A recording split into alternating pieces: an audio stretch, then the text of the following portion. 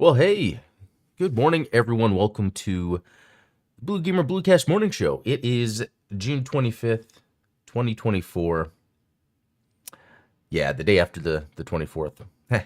Well, what are we going to get in today? Well, yeah, there's a bunch of things I actually came across that I wanted to talk about. But, one, to get it out of the way, what I was playing yesterday. Let's dive in. For one, no surprise, Castlevania Portrait of Ruin, as I am um, getting the rest of the stuff, which is really fun to do. So it's a matter of finding certain enemies, killing them to get their, the skills. And then there's this nest of evil that you unlock later in the game, that it's like a gauntlet you go through to fight the enemies, but there's stuff there to also unlock to 100% the game. So I'm just having fun because Portrait of Ruin is just like it's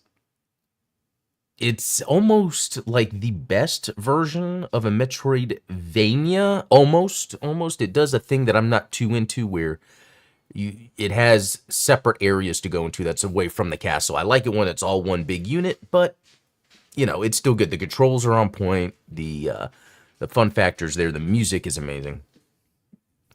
Along with that, I played a little X Defiant. I don't know how it started. I don't know if maybe it was like a news article or something where people were just talking about it's fun. It's just like Call of Duty, and it's like, yeah, it is. And you know what? I feel like playing Call of Duty, but I don't feel like playing Call of Duty. So I was actually able to launch into the game pretty quick with that UB Connect launcher. I think I only played one game. Yeah. Excuse me. In the morning, I have a hard time with it. But I do like it. X Defiant feels like a great shooter. It's just, as I'm playing it, sometimes it's like, is this what I want to do with a shooter? Do I just want to do competitive stuff? It's like, no, I'd rather have some sort of a thing going on, objective story. I don't know. Still fun. Okay, here's another one. Naraka Blade Point. Why was I playing Naraka Blade Point? Well, let me show you. I wonder if I could show that off here. And Ultronimus, I think you would appreciate this. Okay, look at that. You know I'm a Gundam guy. I got a Gundam channel. Naraka Blade Point has a Gundam. Like, you see that? And now, doing research into this isn't a Gundam, but it is designed by the OG Gundam mechanical designer, Kuniya Okawara. Hopefully I said that right. And it's interesting how it looks just like a Gundam, but not. But it's just because this designer knows how to do that stuff. And anyway, I don't know this game, so I see this robot, and I'm like, okay, can it be a mech in this? And no, I don't think it works that way. I think you get a character that has like a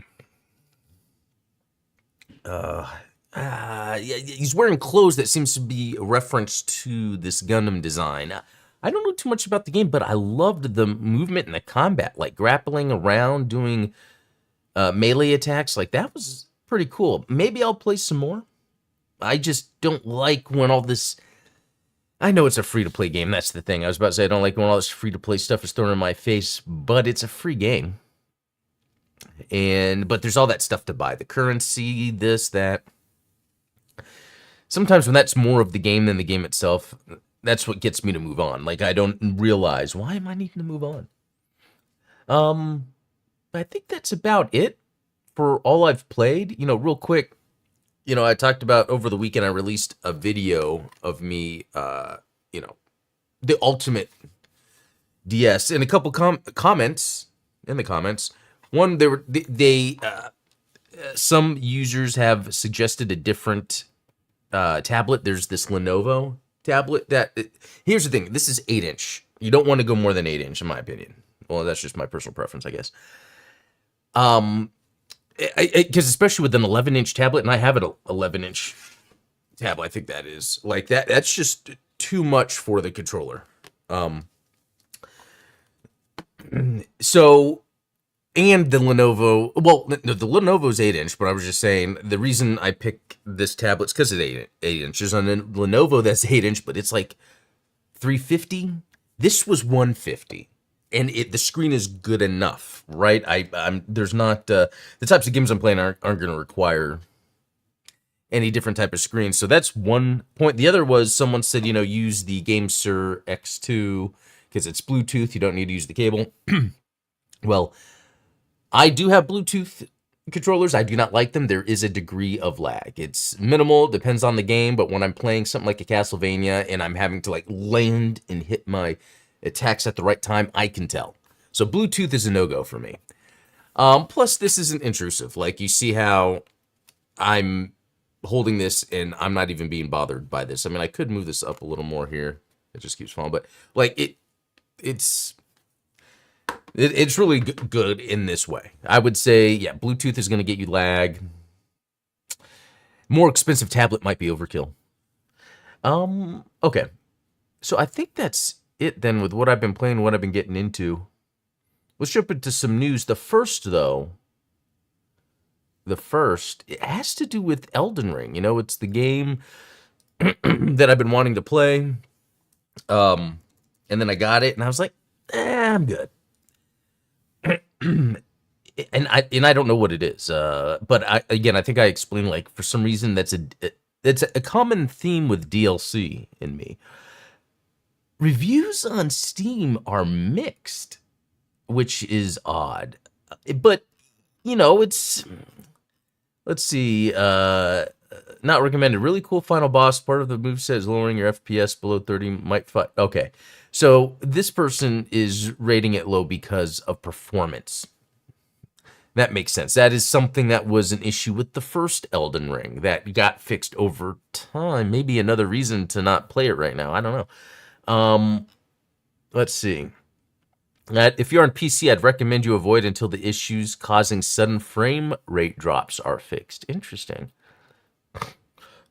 No, another one. Don't get me wrong, this DLC is absolutely fantastic, but ever since this patch, I have gotten random stutters. So it's really just, I mean, people are complaining about the difficulty, but so far I'm seeing people complain about performance. So that must be just what it is. And I think you need to call out performance. It shouldn't happen with a game like Elden Ring. The first Elden Ring shouldn't have had performance issues, and it did. It had the frame pacing issues that didn't get fixed for a long time.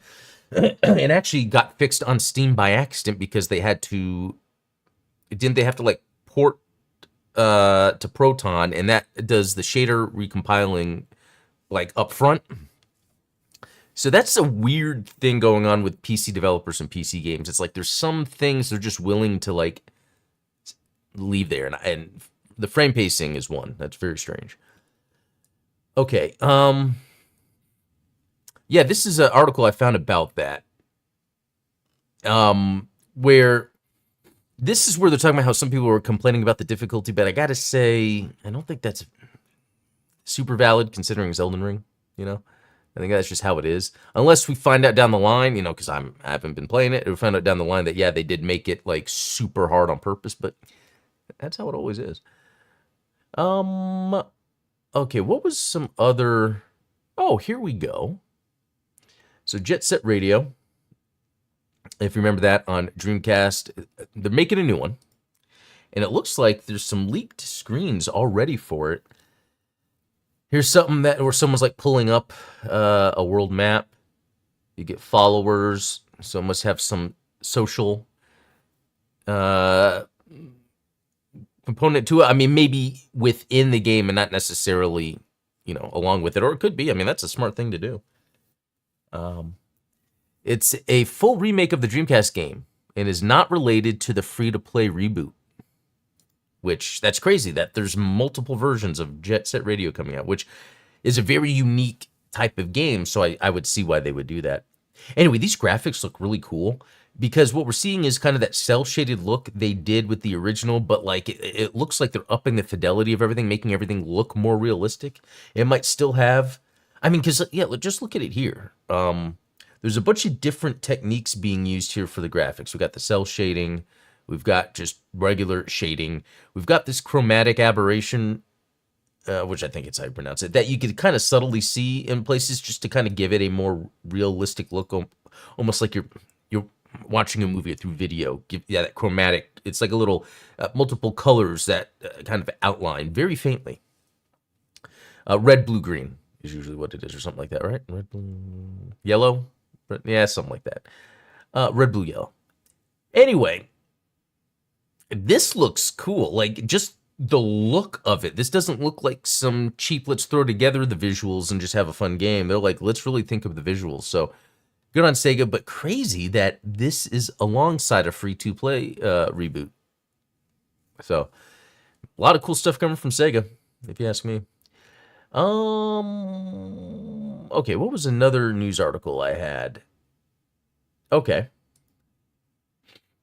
So PS3 rumor, and it's been going around for a long time actually, is that there will be PS3 emulation done on the PS5, so you can download and play PS3 games non-streaming, because right now you can play some PS3 games, but you have to stream them.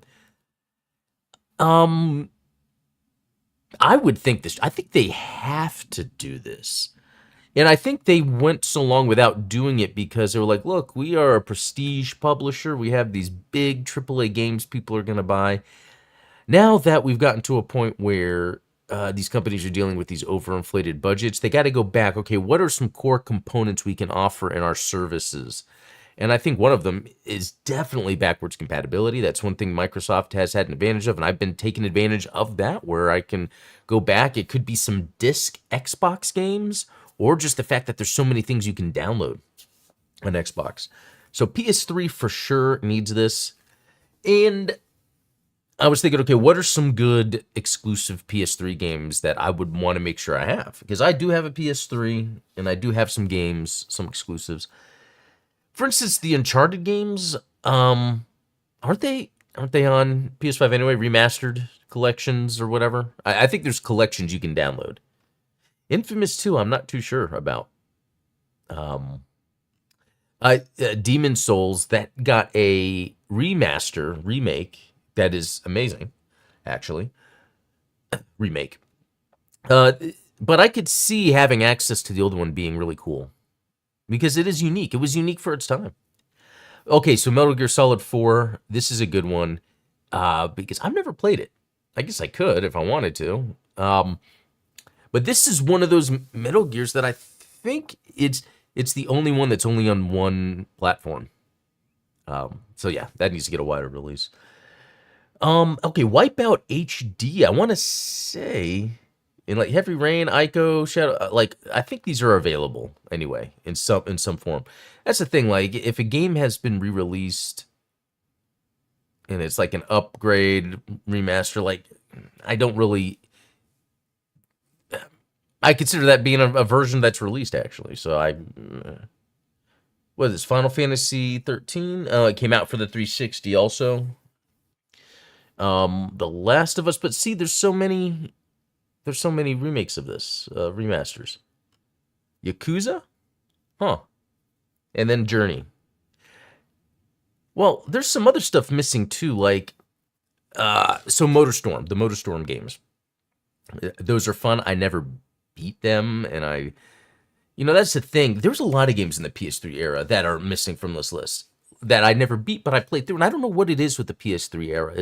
It was unique, but at the time, it wasn't what we wanted, and then I guess we realized after the fact it was. So, hey, Steven, Ian, good to see you guys. So, what... Oh, Skyward King. Sorry, it looked like someone else. Yeah, good to see you. What are we looking at? Okay, so we're talking about the PS3 emulation that could be possibly happening. And, man, Solid 4 is terribly buggy and dropped frames. Ah, okay. So they would have to do some work on it then. Okay, so then going back to what I was saying, there was the MotorStorm games and there was other games during that time that I didn't play for some reason, but nowadays it's like I'd like to. Lair. Remember Lair? That was the one where you're in the dragon and you use the 6-axis controller to move around. I mean, they got gyroscopes in the new DualSense controllers. Why not just bring it back? Just give an option for just controller-based combat. I mean, it's crazy because that was the game made by Factor 5? the Rogue Squadron developers. Yeah, they made a PS3 like I was about to say space combat. It was like a flight combat game, but you're in a dragon. But then there was also, oh, what was that? Haze. Do you remember Haze? That was from the X Time Splitter developers. That was a first-person shooter. Came out, sort of disappeared. I guess people. So I don't know how much it's that people didn't like the PS3 games when they first came out, or just people were just more negative because of the PS3 release versus the 360. Because then we have Heavenly Sword, made by, I know their name, I just forgot off the top of my head, but they're the ones that just came out with the Hellblade 2 game. Heavenly Sword is really cool. Heavenly Sword was not like a Hellblade. It was a full-on action game. I got super far in that game. Again, didn't beat it. There was something around that period, 2006, 7, 8, where I would jump into a PS3 game and never beat it. Ninja Theory, Skyward King, thank you. Ninja Theory, that's it exactly. Yeah, because when they started on PS3, they were making some amazing games. So another one, let's see, Heavenly Sword, Lair. Okay, and then further on in the life cycle of the PS3, then we had the Killzone games, right? Killzone 2, maybe Killzone 3. And I actually remember playing through, Killzone 2 and 3. Killzone 1 was PS2. I remember playing through and beating the other Killzone games so I beat those. So that's very interesting. And then there was the Resistance games. Remember those? Couldn't get into them. I tried. I would go back and try again if they got re-released on PS5. So yeah, Resistance, Killzone, Motorstorm, Lair, Haze, Metal Gear Solid 4. And there's probably a bunch of others, especially if you're talking about non-Sony companies that maybe released a title that was only on PS3. It would be a good way to get those on others, so hopefully that's something they're working on. PS3 was heavy on lengthy narrative games. Beating games was a slog for some titles. I miss those days, though. You actually got your dollar's worth from a game. Yeah. Oh, Ratchet and Clank Future. Ah, that was on... Okay, that's another one then. Okay. So, we'll see. I don't know what their plan is for this. Like, are they going to release like a whole bunch of games? Some of the rumor is you can use your discs. I don't know where they're going with this. I'm curious because so far everything's just been rumors. Yeah, Sony is working on select PlayStation 3 backward compatibility. That doesn't say a lot. All right, Stellar Blade Studio is looking at a PC version, but can't comment due to its contractual relationship. That sounds like the same thing with Black Myth Wukong and Xbox. How it's not getting released on Xbox right away, and they really had no comment. They being Xbox, the developer, Sony. So when I see this, it's like, okay, then I would wait and rather get this on PC. But even just yesterday, I was thinking, Elden Ring the Erdtree isn't getting me excited to play a game. But maybe this could be, because I was playing the demo recently and having fun with it. I might need to get into that. But yeah, just the whole thing about these contractual relationships, there's still some of that going on. If Sony isn't making the game themselves, they're going to want people to come to their platform to play the game. If Sony is making the game themselves, I think they want it on multiple platforms. All right. Oh, some AI use for Pokemon stuff? Oh, no. Okay. Amazon Prime is giving away 15 more free PC games in the run-up to Prime Day. Free PC games? Really? Okay, now available. Deceive Inc., Tearstone, The Invisible Hand, Call of Juarez. I played that. That's actually good. That was a good one. But these other ones, can't say I've heard of. And they're now available. Okay, June 27th, Forager. That's a good one. I actually played a lot of that over a weekend and then never played it again. That's weird how I do that sometimes with games. Forager's good. Card Shark, Heaven Dust 2, Solstice. Solstice is good too. That's an action RPG. July 3rd, Wall World, Hitman Absolution, Call of Juarez, Bound in Blood. Oh, another Call of Juarez. Actually, I wonder if Bound in Blood was the better one. I don't know, but these are actually some pretty cool free games.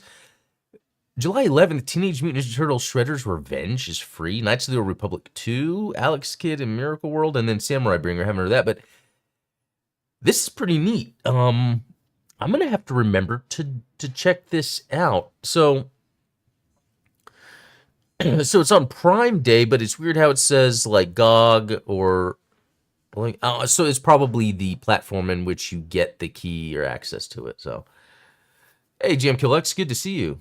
And the Skyward King, I love that Amazon is offering games on GOG. DRM free is the way. Offline play close to true ownership on PC. Dude, like totally with you there. I love GOG. You know, I have it running anytime. I just like that it exists and they have a lot of stuff there, even though I don't buy most of my stuff from it. So anyway, I just can't believe they're releasing this Ninja Turtles game. It's got some, not free, but it's got some new DLC for it too. That's pretty good.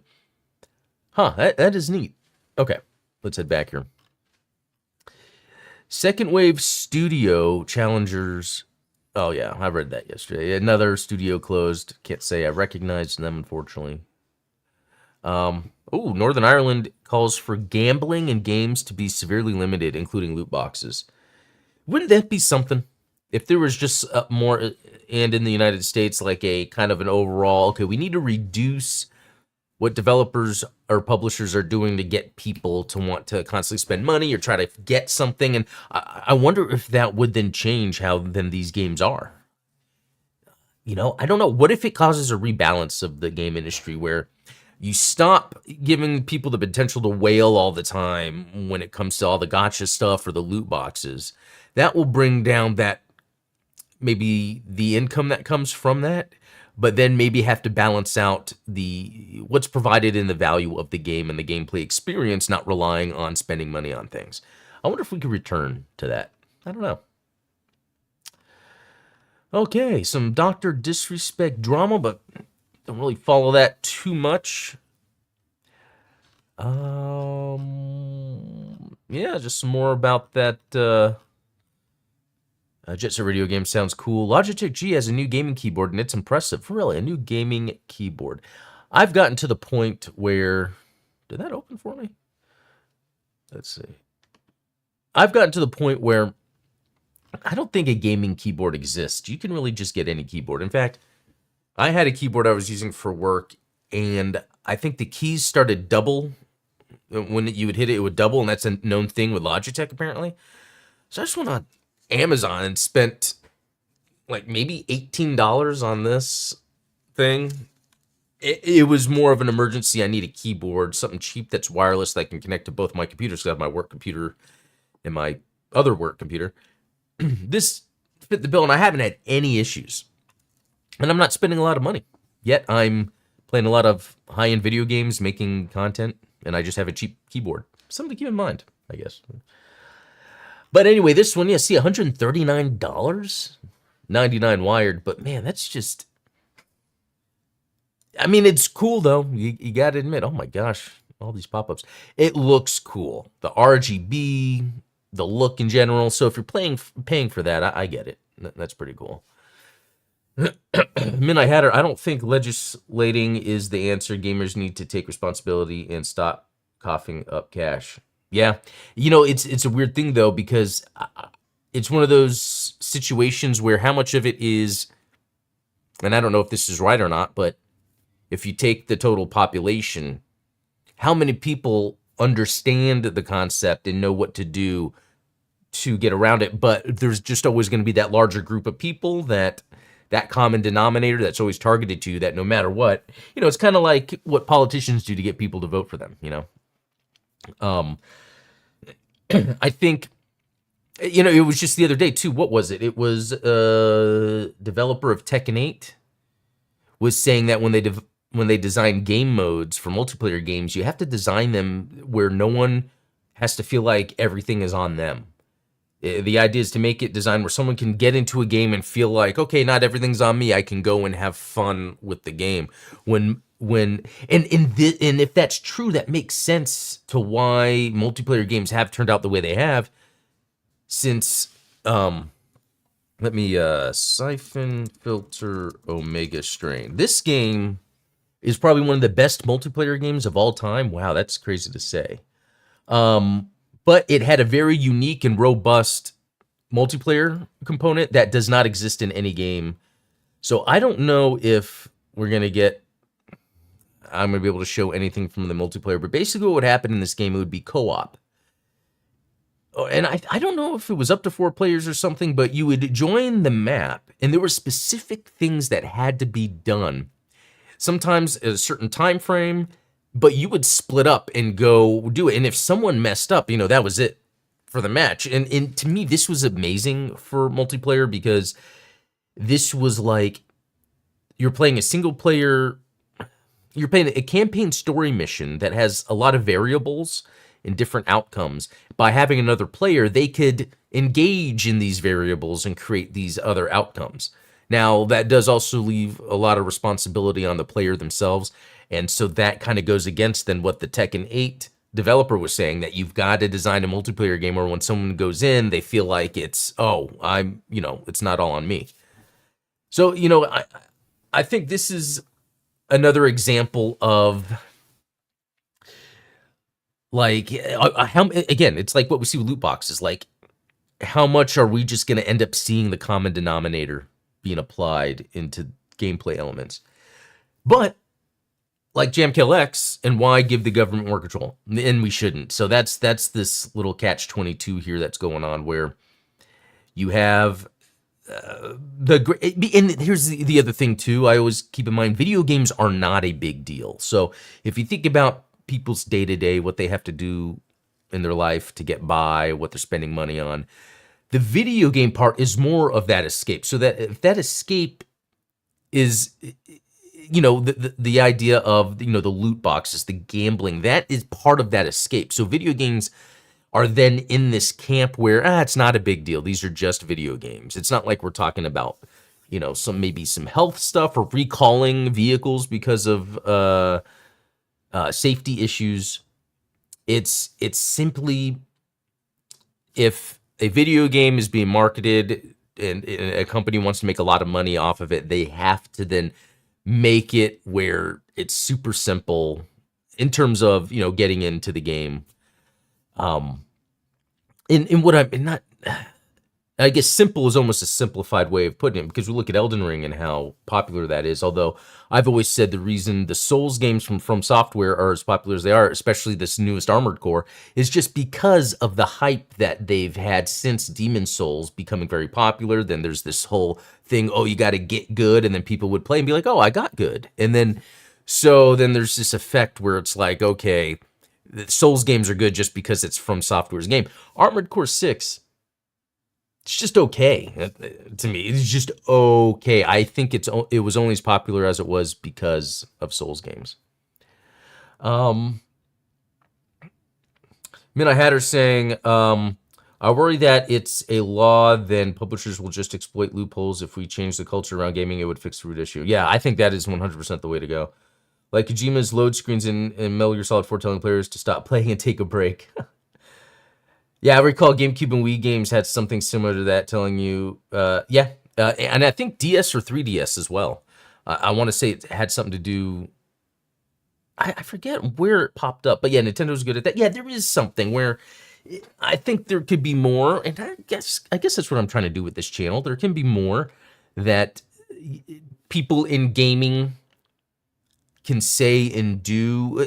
That's the thing, because at the end of the day, gaming almost seems like it's an unimportant, more kid-related hobby. So when it comes to important discussions around gaming health, you know, your health as a gamer, I don't think people take that stuff as seriously.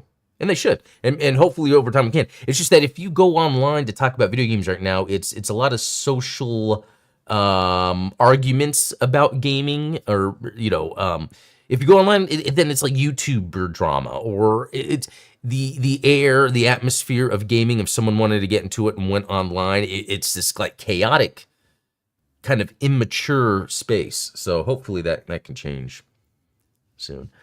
Okay, we're getting to the end here, but just in case, if there's any other, yeah, look at that. Like, I mean, this Dr. Disrespect stuff doesn't really affect gaming, but this is the stuff that's talked about. Power Boss says a Switch version might be hard for technical reasons. Is that it? Just technical? That's funny. Yeah, I think that's that's it for the news. So that was cool seeing the Jet Set radio screens. I think they look great because, you know, the old game looked good. It was stylized, but this one, it's like they're upping the fidelity, but keeping the style. So I think that's really cool. I'm really excited with Sega, the Crazy Taxi stuff that's coming. Yeah, all that is going to be excellent. So anyway, that's it for today's show. Thanks everyone for watching. I will be back tomorrow. So until then, be cool.